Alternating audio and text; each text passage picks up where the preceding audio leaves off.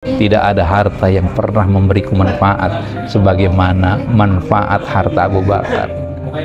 Maka Abu Bakar faqala, maka Abu Bakar menangis mendengar ini dan dia berkata, hal ana wa mali ilalaka ya Rasulullah, bukankah aku dan hartaku itu hanyalah untukmu ya Rasul. Demikian tangisan Abu Bakar yang tahu betul tentang kedudukan hartanya untuk apa dan mau dikemanakan. Dan dari hadis ini tentu kita bisa tahu betapa besar pengorbanan Abu Bakar di jalan dakwah, membantu dakwah Islam dengan hartanya.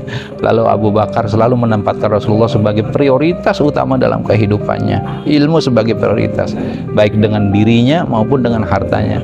Kemudian harta yang bermanfaat adalah harta yang digunakan fisabilillah, di jalan Allah. Bismillahirrahmanirrahim. Dalam Islam, ilmu memiliki kedudukan yang sangat tinggi dan bisa dikatakan lebih berharga daripada harta atau emas sekalipun. Ilmu itu mahal, dalam arti tidak bisa sembarang orang bisa mendapatkannya tanpa usaha yang keras dan usaha yang sungguh-sungguh. Allah berfirman, a'udzubillahi minasyaitonirrajim, yarfa'illahu alladhina amanu minkum walladhina utul ilma darajat. Allah akan meninggikan derajat orang-orang yang beriman di antara kalian, orang-orang yang diberi ilmu beberapa derajat. Demikian dalam Quran surat Al-Mujadilah ayat 11. Di sini seseorang dengan ilmunya akan menjadikan pada makom yang mulia, lebih tinggi derajatnya dibanding yang lain. Dan sudah kita fahami dari mulai kita kecil hingga dewasa seperti sekarang, bahkan sampai setua saya seperti ini, proses belajar tidak pernah dan tidak boleh berhenti. Lagi-lagi terus didapatkannya dengan upaya keras dan tidak mudah. Karena memang ilmu itu tidak bisa diberikan begitu saja. Kalau ada dulu istilah tahun 80-an saya dengar itu ada transfer teknologi atau alih teknologi, orang mengatakan tidak ada alih teknologi itu. Yang ada adalah direbut teknologi itu. Kalau terkait dalam konstelasi peradaban, pergaulan, interaksi antar bangsa, seperti itu. Dalam hal ini Rasulullah memberikan suatu maklumat dalam sabdanya, innamal ilmu bitta'allum, bahwa sesungguhnya ilmu itu akan diperoleh hanya dengan belajar. Hanya dengan belajar. Ilmu tidak datang begitu saja. Seseorang harus mencarinya dengan biaya, dengan jarak, dengan waktu pengorbanan, dan ujian di sela-sela proses belajar itu. Nah, makanya bagi mereka yang menuntut ilmu, jelas sedekat apapun akan menempuh sebuah jarak, bahkan yang terjauh. Kadang-kadang kita harus keluar negeri. Makanya dalam hal ini Rasulullah memberikan suatu hiburan kepada ikhwatul iman sekalian, para pembelajar. Man salaka tariqan yaltamisu fihi ilman, barang siapa yang menempuh suatu perjalanan untuk mencari ilmu, sahhalallahu lahu bihi tariqan ilal jannah, maka Allah akan mudahkan baginya jalan menuju jannah, menuju surganya Allah. Hadis riwayat Muslim. Jadi perjalanan itu membutuhkan usaha, membutuhkan biaya. Itu baru bab perjalanannya saja, belum proses belajarnya. Di sini pengorbanannya serta kesabaran, karena banyak hambatan dalam perjalanan itu. Dan ini menunjukkan ilmu yang dituju selama menuju perjalanan itu menunjukkan level kemahalannya. Di sini terkonfirmasi. Lalu apabila ada yang mengatakan, yang penting kan kita ada duitnya. Oh, belum tentu juga. Imam Asy-Syafi'i pernah mengatakan, lan tanalal ilma illa bisittatin ta'unbi'uka an tafsiliha bibayan. Engkau tidak akan mendapatkan ilmu kecuali dengan bisittatin, dengan 6 hal. Yaitu apa? Dzakaun wa hirsun, kecerdasan dan ketajaman. Kita harus memiliki kecerdasan. Orang harus cerdas dan diasah kecerdasannya dari yang mulai level terbawah, menengah hingga ke atas. Demikian pun dengan sendirinya ketajamannya pun akan meningkat dengan proses belajar itu.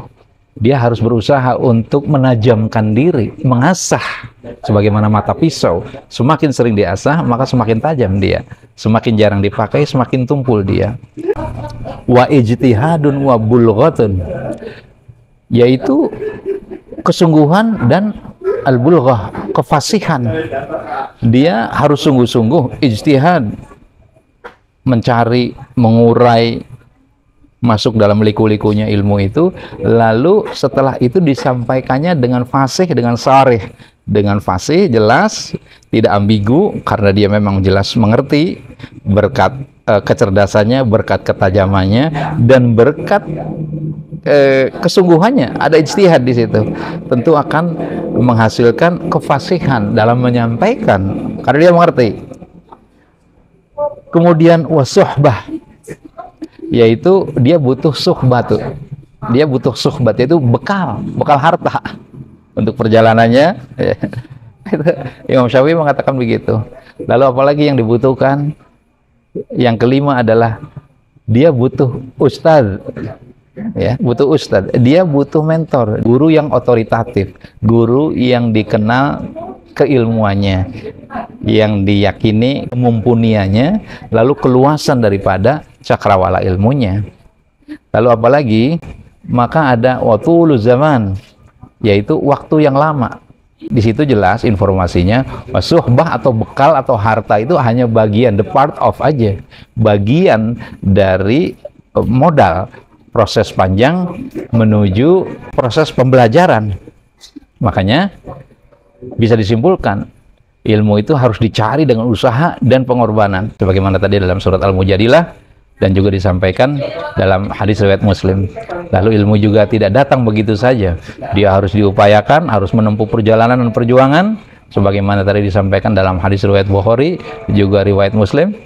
Kemudian berikutnya, ilmu adalah lebih berharga dari harta, karena harta tanpa di-maintain oleh ilmu, tentu hartanya akan habis begitu saja, menguap, tak kunjung rimbanya untuk apa dan bagaimana, tidak jelas. Dan kemudian kesimpulan yang paling akhir, maka dia harus memiliki kualifikasi, persyaratan tertentu. Kecerdasan, dia harus smarty, lalu dia harus mujtahid, dia harus ijtihadun, harus sungguh-sungguh, dan memerlukan waktu yang lama. Demikian Imam Asy-Syafi'i dalam penjabarannya tentang ilmu.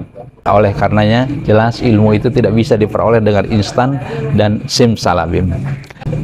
Kalau kita jalan-jalan melihat tata biaya yang dikenakan di perguruan tinggi internasional, di Harvard biaya kuliah per tahunnya itu 56.550 US dollar atau sekitar 905 juta. Kalau kursnya 16.000 ya, itu per tahunnya. Nah, berarti per semesternya itu sekitar 452 juta di Harvard University.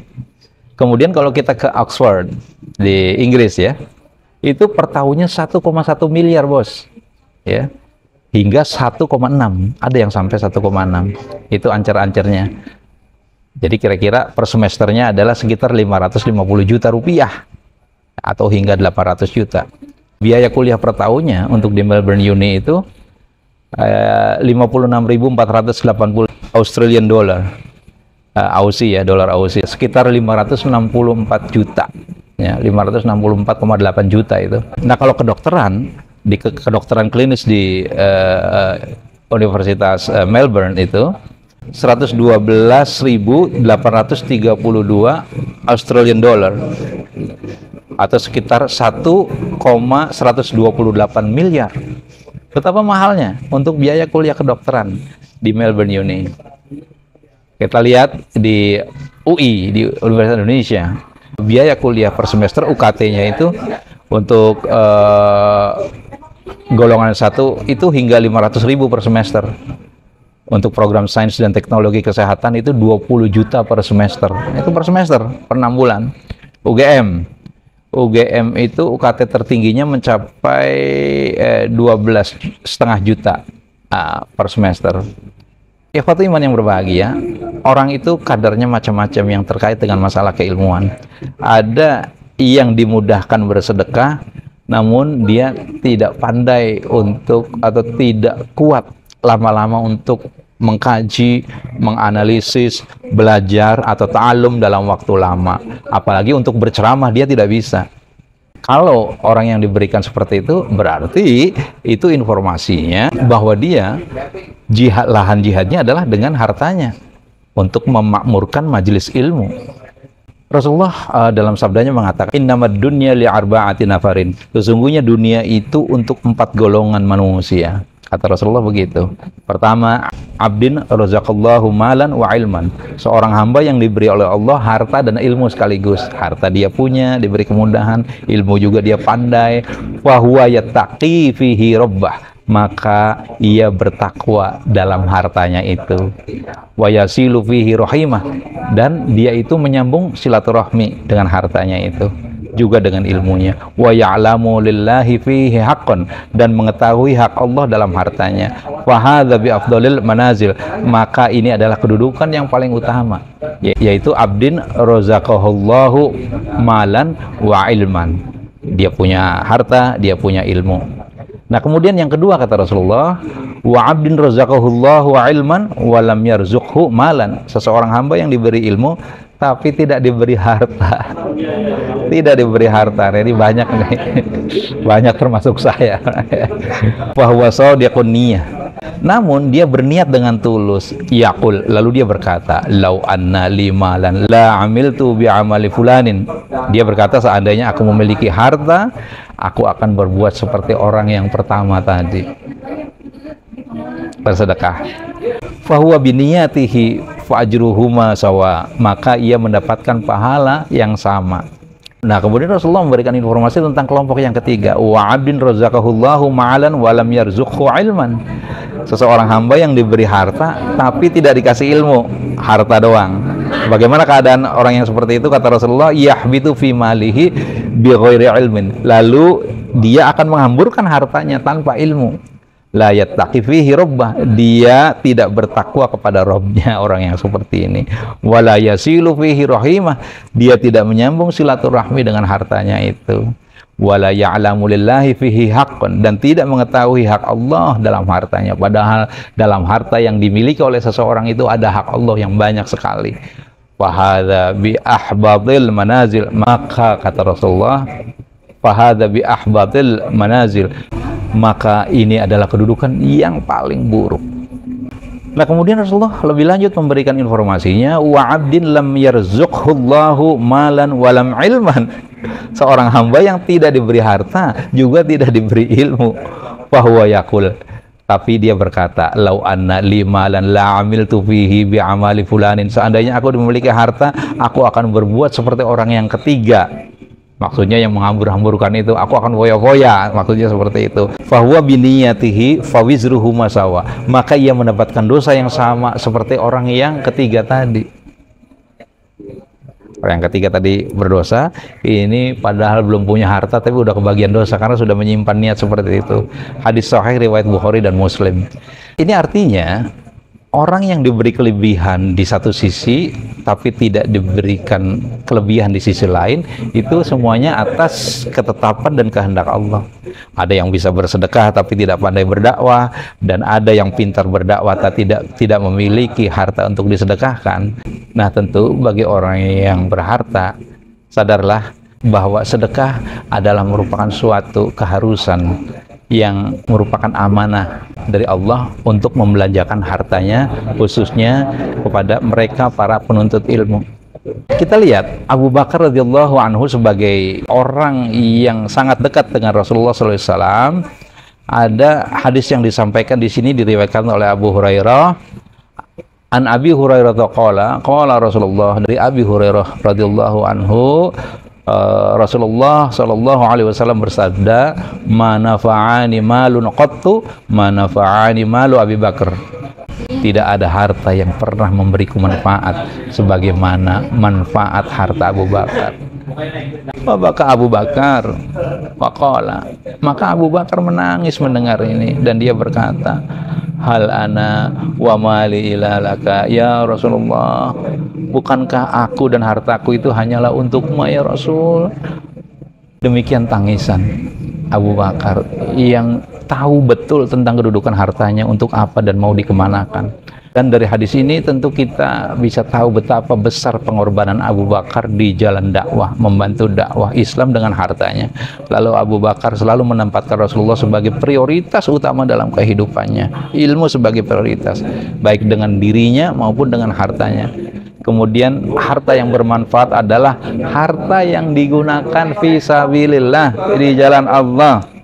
Sadarlah bahwa banyak saudara-saudara kita yang membutuhkan. Berbagilah, karena itu adalah keberkahan yang akan kita peroleh dari harta yang kita belanjakan. Di dalam dunia dakwah, kecerdasan seseorang pun bertingkat-tingkat. Karena ada orang yang pandai dalam segi keilmuan, tapi ketika dia menyampaikan pidato atau berceramah, itu kurang enak didengar. Ada yang jenis seperti itu. Nah, ini akan kami sampaikan tentang dai-dai Rasulullah yang mereka itu adalah cerdas lisannya, tajam dan manis ajakannya dalam bidang dakwah. Dia fasih serta menarik hati umat. Karena memang Allah pun menginformasikan dari ini. Walaqad wassalna lahumul qawla la'allahum yatadzakkarun. Dan sungguh kami telah menyampaikan perkataan ini Al-Quran kepada mereka agar mereka selalu mengingatnya. Jadi itu jaminannya dalam surat Al-Qasas, bahwa memang Al-Quran itu harus disampaikan oleh orang yang memiliki kualifikasi dan integritas tertentu. Dalam hal ini para da'i, para ustadz, kiai, ajengan, dan lain-lainnya. Demikian Allah berfirman dalam Al-Qasas ayat 51.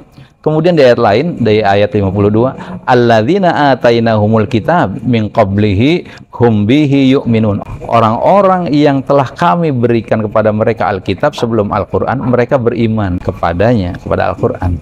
Allah memberikan kitab itu sebuah langkah awal di mana Allah memberikan suatu energi yang tersimpan di dalam ayat-ayat itu untuk disampaikan. Dan para penyampainya ini adalah para dai, para pembelajar ini untuk menyebarluaskan, karena agama Islam adalah agama dakwah. Jadi dengan ayat ini kita tahu ada orang yang diberikan kelebihan dalam menyampaikan firman-Nya dengan indah, menarik, dan menyentuh hati manusia. Adalah Mus'ab bin Umair, yaitu dai pertama Rasulullah di Madinah. Mus'ab bin Umair adalah seorang sahabat Nabi yang diberikan kelebihan dalam berdakwah dengan lisan yang fasih dan menarik hati umat. Ya, saat diutus ke Madinah untuk menyebarkan Islam, ia berhasil mengislamkan banyak orang hanya dengan kelembutan tutur kata dan kebijaksanaannya.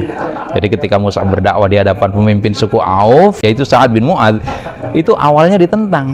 Namun setelah mendengar penjelasan Mus'ab tentang Islam dengan tutur katanya yang indah, kemudian Sa'ad bin Mu'adz berkata, ma ahsana hadzal kalama. Alangkah indahnya perkataan ini, perkataan dari Mus'ab bin Umair ini. Madza naf'alu linadkhula fil Islam?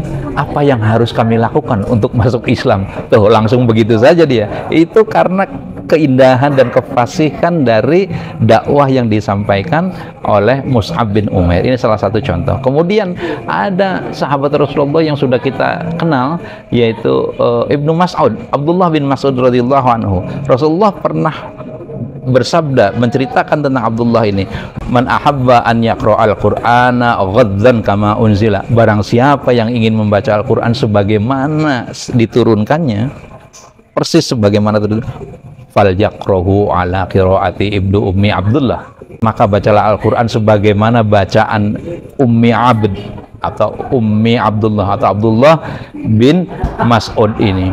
Dari sini kita tergambar dan juga didukung oleh riwayat lain, Ibnu Mas'ud itu memiliki suara merdu dan sangat menarik. Dengar beliau ngaji itu langsung orang luluh lantak perasaannya, bergetar. Rasulullah sendiri menyukai bacaannya, bahwa beliau mengatakan bacaan Qur'annya itu mampu menggetarkan hati umat.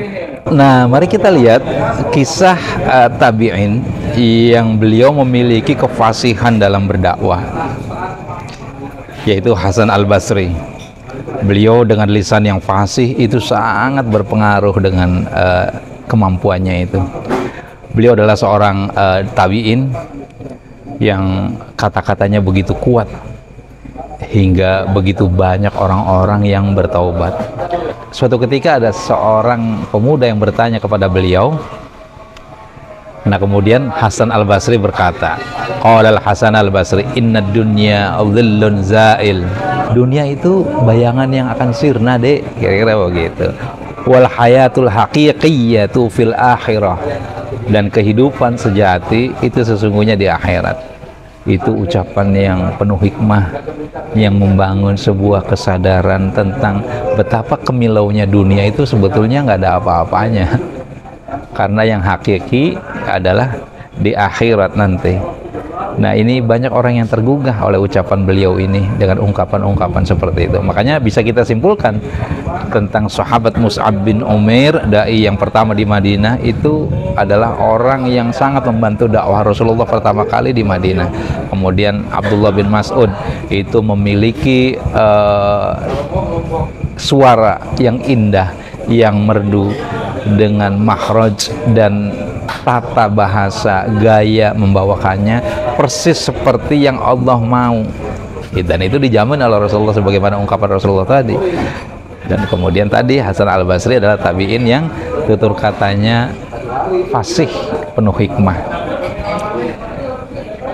Ikhwatiman yang berbahagia, ketika Rasulullah mengutus Mu'adz bin Jabal ke Yaman sebagai gubernur dan sekaligus sebagai dai, beliau memberikan arahan tentang bagaimana pengelolaan dana zakat nanti. Innaka ta'ti kauman ahlal kitab, sesungguhnya engkau akan mendatangi kaum ahli kitab.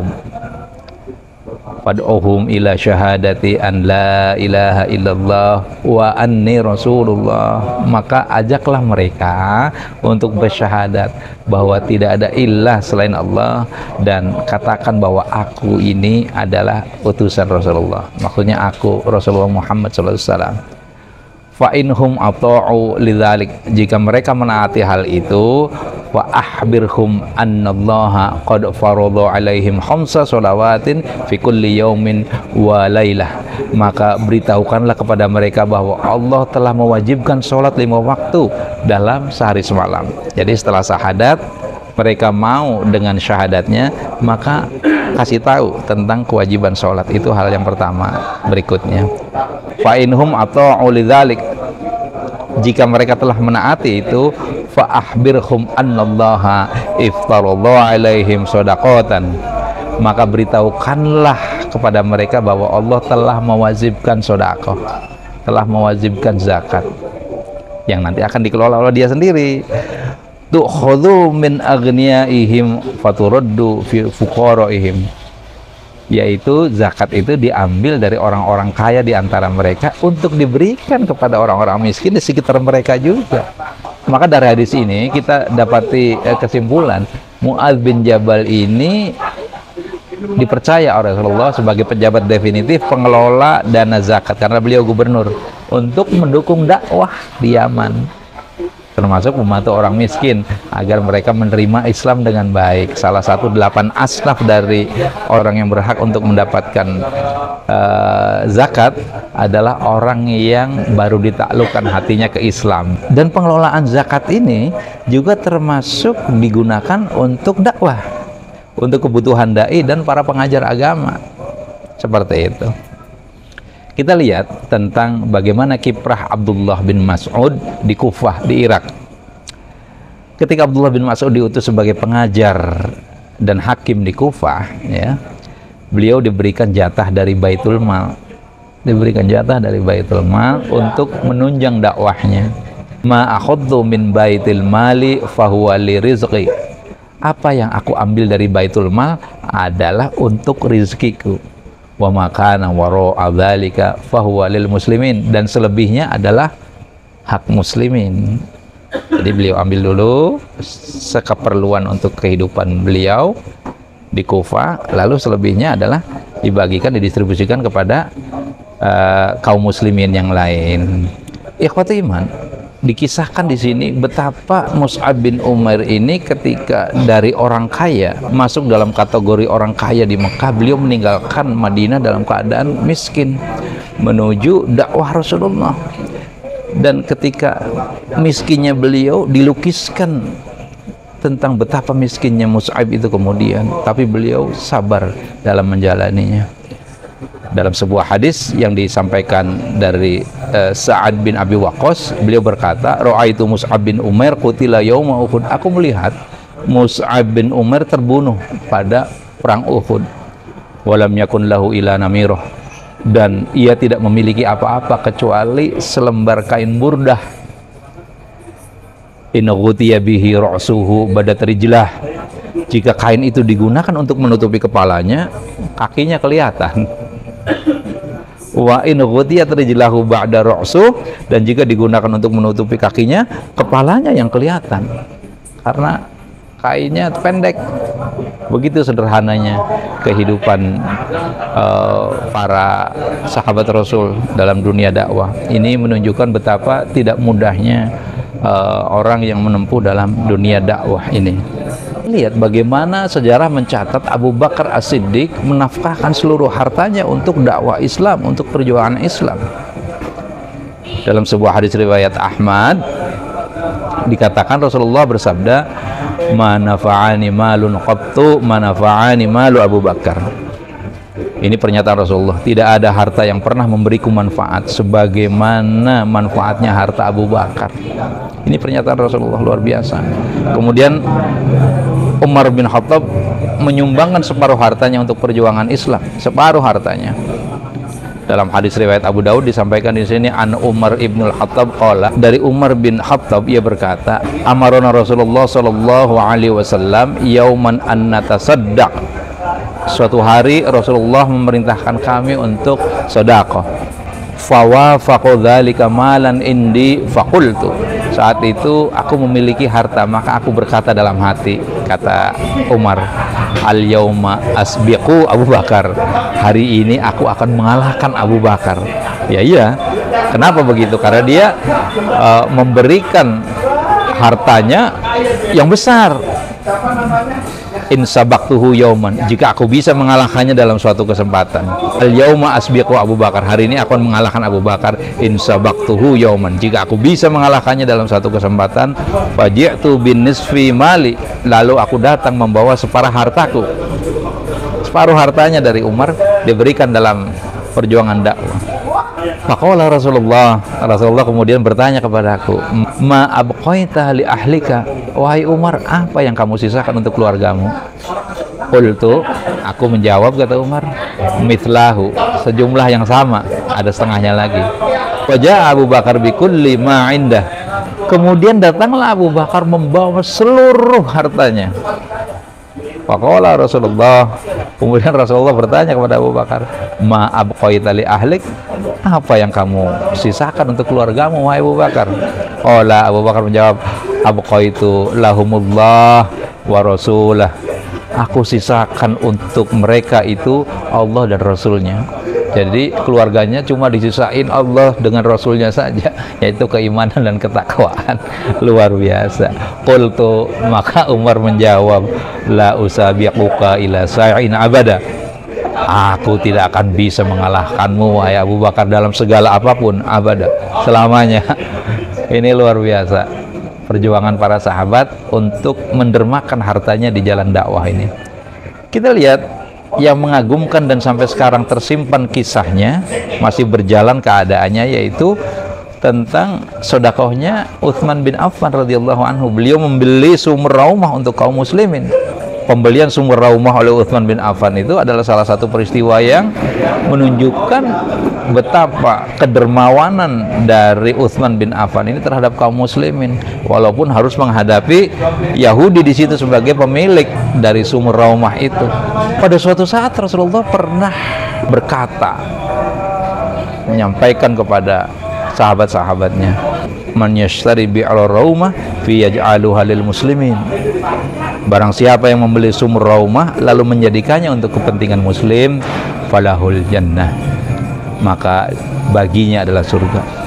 Mendengar itu Utsman bin Affan radhiyallahu anhu segera mendatangi pemilik sumur, yaitu Yahudi tadi. Awalnya Yahudi tadi menolak, kemudian setelah melalui negosiasi yang alot dan panjang, akhirnya dia memberikan separuh kepemilikan sumur itu kepada Utsman dengan sistem bergiliran. 1 hari untuk orang Yahudi menjual airnya, 1 hari untuk Utsman.